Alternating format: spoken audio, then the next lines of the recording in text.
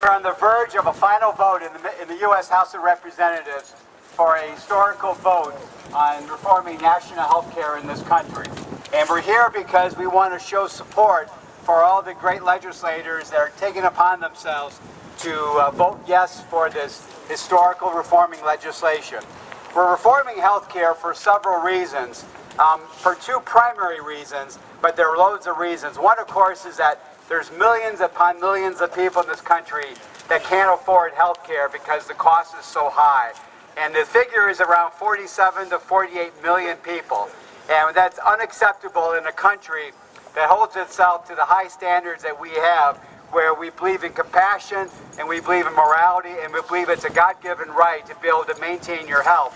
And it's something that is so important. The second reason why we need health care reform, and frankly Michigan is at ground zero, is that the cost to the businesses and the employers is so astronomically high that it makes it incredibly difficult for the American business person to be able to provide health care to their employees when health care costs are going up so high. The insurance industry is just hurting the American people because they discriminate against people with pre-existing conditions and they keep jacking up the rates by double digits every year. This has to stop in order to provide health insurance for people as well as to help our employers stay in business and be able to compete on a global economic level. So the vote is tomorrow around 2:15. What we're going to do today is, once we get done speaking, we're going to march down Royal Oak. We're going to pass out some flyers, encourage everybody to contact their member of Congress to vote yes on this bill. But before we do that, we want to have a couple other people talk about their perspective on why health care reform is so incredibly important. We're first going to have Marjorie Mitchell, who's the president of Michigan, and then we're going to have Marsha Babe, who is an example of a person that doesn't have, in fact, have health insurance. Marjorie? Good morning. Morning. Michigan has been on this issue since 1990. I'm old, I'm tired, but today I'm pumped up. And I want to say thank you to all of you who have been so persistent and haven't given up on the health care issue and our opportunities to get quality, affordable health care for all. Well done. What are we doing? Dave is no dropping time for my... confetti yet, John. Tomorrow, 2:15, my house, you can bring it. But you know, we have worked so hard and things have gotten so bad in Michigan that it just makes your heart break. So thank you all for coming today. Let's stop the dying, stop the bankruptcies. Let's get health care done this time. Yeah. Thank you all. Hello, my name's Marsha Babe, and I have a master's in social work. I have almost completed my doctorate degree. I worked in healthcare for 14 years. I now work as a professor and coordinator in a local university. I've been a chief operating officer, and I've had my own business, and I don't have health care. I have a pre-existing condition, so that makes it unaffordable for me to have it. Because I'm not in a full-time status, and I haven't been able to obtain full-time status, I still don't have health care. It's a right for every individual in this country to have it. Tonight, I'm attending a fundraiser, you'll see the bracelet on my hand, in Pontiac for my sister-in-law and her daughter. My sister-in-law is 51 years old and was diagnosed with breast cancer. She waited 4 years before she told anyone because she did not have health care. She did not have the funding to support herself, so she kept it a secret and told no one. Finally, she found a free clinic and went to the free clinic and was diagnosed with breast cancer, high blood pressure, and a bunch of things.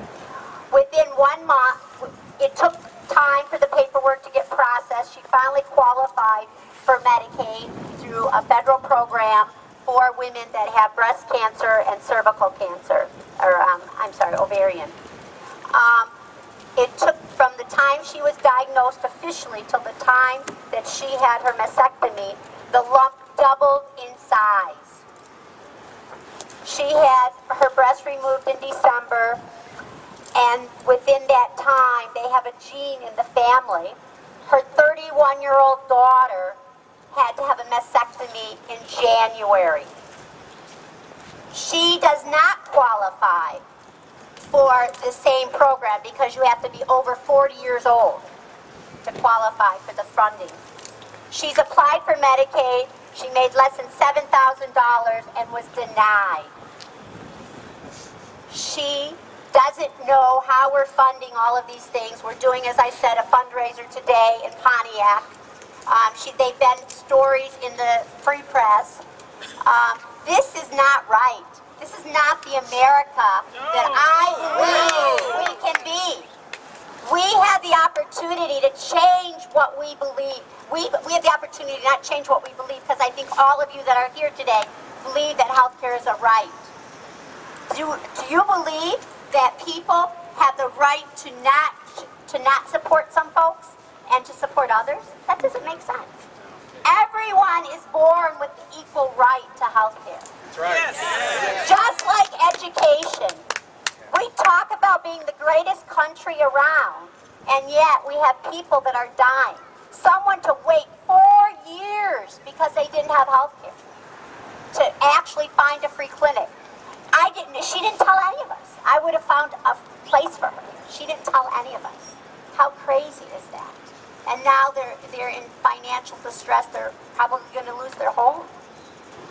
All because we don't have access to affordable, accessible, quality health care in America.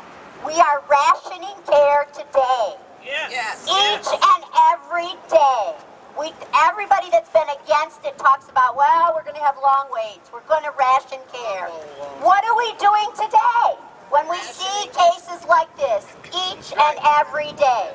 I have a lady that goes to my church who said to me that she has been waiting for months to be able to get in to have her knee repaired. Months. And she went to try to switch physicians, thinking she'd get it done quicker, and she said she couldn't even get into this other physician until June. That's rationed health care. So when people tell you that we're afraid of these things, it's happening around us right this minute, each and every day. And we must seize this moment. You must not just make sure you talk to your legislators, but we must have your families and your friends. Right. Everybody needs to be part of this. Right. Tomorrow is our day. Let's rejoice that we will get this through. Yes.